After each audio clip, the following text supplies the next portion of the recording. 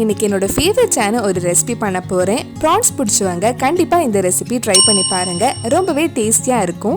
இந்த Kerala special prawns பொள்ளிச்சது எப்படி செய்கிறதுன்னு இந்த வீடியோவில் பார்க்கலாம்.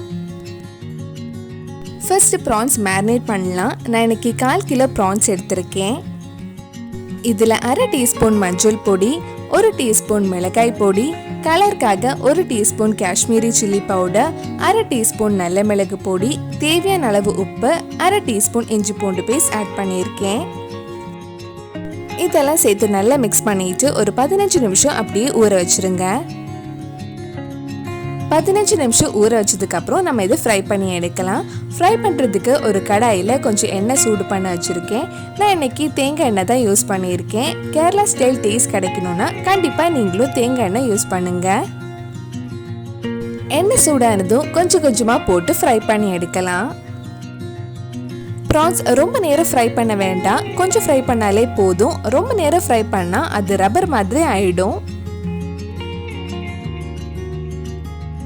இந்த மாதிரி ஃப்ரை ஆனதும் எடுத்துடலாம்.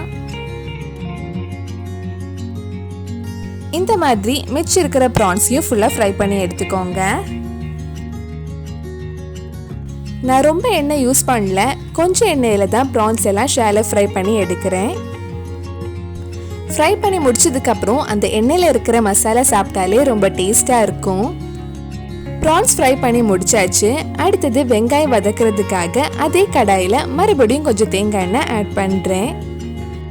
சின்னதாக கட் பண்ண ஒரு பெரிய வெங்காயம் ஆட் பண்ணுறேன். மீன் பொள்ளிச்சதுக்கு மோஸ்ட்லி சின்ன வெங்காயம் தான் எடுப்பாங்க, அதான் டேஸ்டாக இருக்கும். சின்ன வெங்காயம் பதிலாக இந்த மாதிரி பெரிய வெங்காயம் கூட யூஸ் பண்ணிக்கலாம். இந்த மசாலா கூட சேர்த்து வெங்காயம் நல்லா வதக்கிக்கோங்க. நம்ம சேனலில் இதுக்கு முன்னாடி மீன் பொள்ளிச்சது எப்படி செய்கிறதுன்னு வீடியோ போட்டிருந்தேன். அந்த வீடியோட லிங்க் கீழே டிஸ்கிரிப்ஷனில் கொடுத்துருக்கேன். அந்த ரெசிபியும் பாருங்கள். வெங்காயம் இப்போ கொஞ்சம் வதங்கிருச்சு. இனி இதில் 1/2 டீஸ்பூன் இஞ்சி பூண்டு பேஸ்ட், 2 பச்சை மிளகாய், கொஞ்சம் கருவேப்பிலையும் சேர்த்து வதக்கலாம். உங்களுக்கு வேற குக் வித் கோமாளியோட ரெசிபிஸ் பார்க்கணுன்னா அதோட லிங்கும் கீழே டிஸ்கிரிப்ஷனில் கொடுத்துருக்கேன். வெங்காயம் நல்லா வதங்கினதும் இதில் 1/4 டீஸ்பூன் மஞ்சள் பொடி, 1/2 டீஸ்பூன் மிளகாய் பொடி, 1 டீஸ்பூன் மல்லிப்பொடி, 1/4 டீஸ்பூன் கரம் மசாலா சேர்த்து அந்த மிளகாய் பொடி மல்லிப்பொடி பச்சை வாசனை போகிற வரைக்கும் கொஞ்சம் நேரம் வதக்கலாம். மல்லிப்பொடி மிளகாய் பொடி பச்சை வாசனை போனதுக்கு அப்புறம் இதில் சின்னதாக கட் பண்ண ஒரு தக்காளியை சேர்த்து வதக்க போகிறேன். தக்காளி நல்லா வதங்கி சாஃப்ட் ஆகுற வரைக்கும் வதக்கலாம். இதுல தேவையான அளவு உப்பு போட்டுக்கோங்க.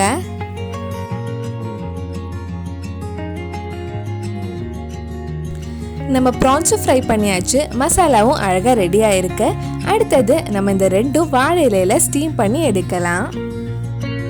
வாழை இலை இந்த மாதிரி தீல காமிச்சு வாட்டி எடுத்துக்கோங்க, அப்பதான் ஃபோல்ட் பண்ண ஈஸியா இருக்கும். ஃபர்ஸ்ட் கொஞ்சம் மசாலா வைக்கலாம்.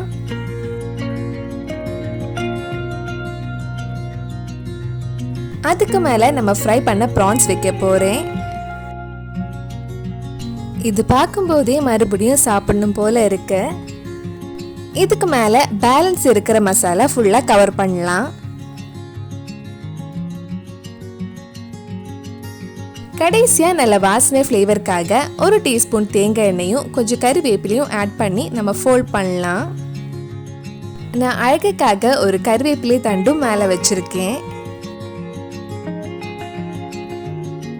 இந்த மாதிரி மெதுவா 4 சைடுமே ஃபோல்ட் பண்ணிக்கோங்க.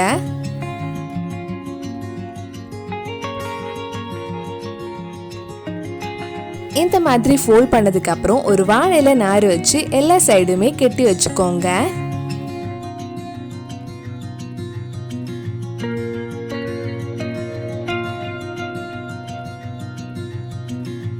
இந்த மாதிரி கெட்டினதுக்கு அப்புறம் நம்ம இதை ஸ்டீம் பண்ணி எடுக்கலாம். அதுக்கு ஒரு பேன்ல கொஞ்சம் எண்ணெய் ஆட் பண்றேன்.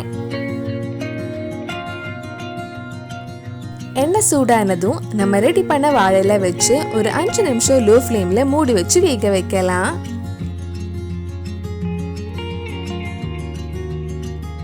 ஒரு 2 நிமிஷத்துக்கு அப்புறம் திருப்பி போட்டு இன்னொரு சைடும் வேக வைக்கலாம்.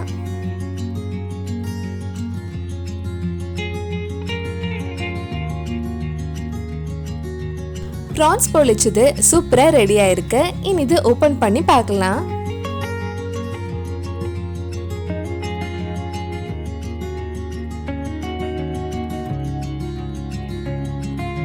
ஓபன் பண்ணும்போதே வாசனை சூப்பரா இருக்கு.